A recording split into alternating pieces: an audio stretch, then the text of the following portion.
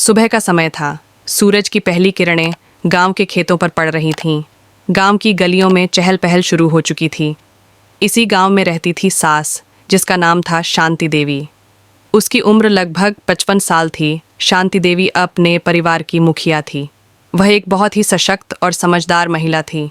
परिवार की पहचान शांति देवी के परिवार में उसके बेटे, बहू और 2 पोते पोती थे। उसका बेटा रमेश गांव के स्कूल में अध्यापक था। उसकी बहू संगीता एक बहुत ही प्यारी और मेहनती महिला थी। उसने इस परिवार में आकर सबको अपना बना लिया था। नई बहू का आगमन शांति देवी को संगीता से बहुत उम्मीदें थीं।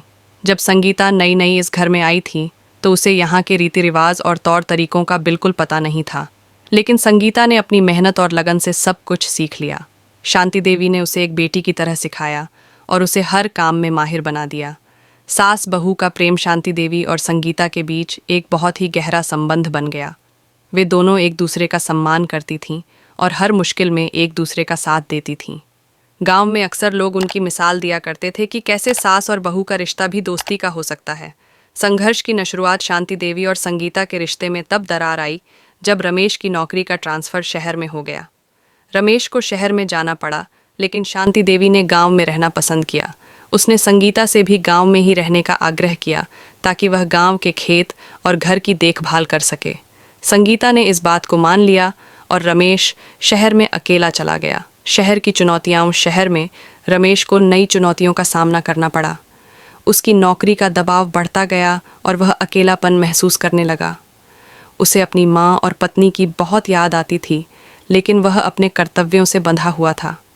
रमेश ने अपनी माँ और पत्नी से फ़ोन पर बात की और उन्हें शहर आने के लिए मनाने की कोशिश की, लेकिन शांति देवी ने यह कहकर मना कर दिया कि गांव ही उनका असली घर है। संगीता की मेहनत गांव में संगीता ने शांति देवी के साथ मिलकर खेतों की देखभाल शुरू कर दी। उसने अपने बच्चों को भी गांव की ज़िंदगी से परिचित कराया और उन्हें मेहनत की कीमत समझाई। संगीता ने महिलाओं के लिए एक प्रशिक्षण केंद्र भी खोल दिया, जहां उन्हें सिलाई, कढ़ाई और अन्य हुनर सिखाए जाते थे। धीरे धीरे संगीता गांव की महिलाओं के लिए एक प्रेरणा बन गई। मतभेद और समाधान। एक दिन शांति देवी और संगीता के बीच किसी बात को लेकर मतभेद हो गया। शांति देवी ने सोचा कि संगीता अब अपने परिवार की बजाय अपने प्रशिक्षण केंद्र पर अधिक ध्यान दे रही है। इस बात को लेकर दोनों में बहस हो गई। संगीता ने शांति देवी को समझाने की कोशिश की कि वह यह सब कुछ परिवार के भले के लिए ही कर रही है, लेकिन शांति देवी नहीं मानी। समझौता और माफ़ी। कुछ दिनों तक दोनों के बीच बात नहीं हुई, लेकिन फिर संगीता ने शांति देवी से माफ़ी मांगी और अपनी भावनाओं को साफ तौर पर रखा। शांति देवी ने भी अपनी गलती मानी और दोनों ने एक दूसरे से माफ़ी मांग ली। इस घटना ने उनके रिश्ते को और भी मजबूत बना दिया। रमेश की वापसी। कुछ समय बाद रमेश की नौकरी का ट्रांसफ़र फिर से गांव में हो गया। वह बहुत खुश था कि अब वह अपने परिवार के साथ रह सकेगा। शांति देवी और संगीता ने उसका स्वागत बड़े धूमधाम से किया। गांव के लोग भी बहुत खुश थे कि अब उनका प्रिय अध्यापक फिर से गांव में आ गया है।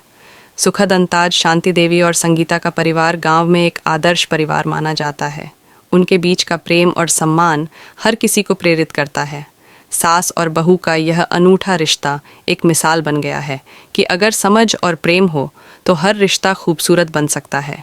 शांति देवी ने संगीता को अपनी बेटी की तरह माना और संगीता ने भी शांति देवी को अपनी माँ की तरह।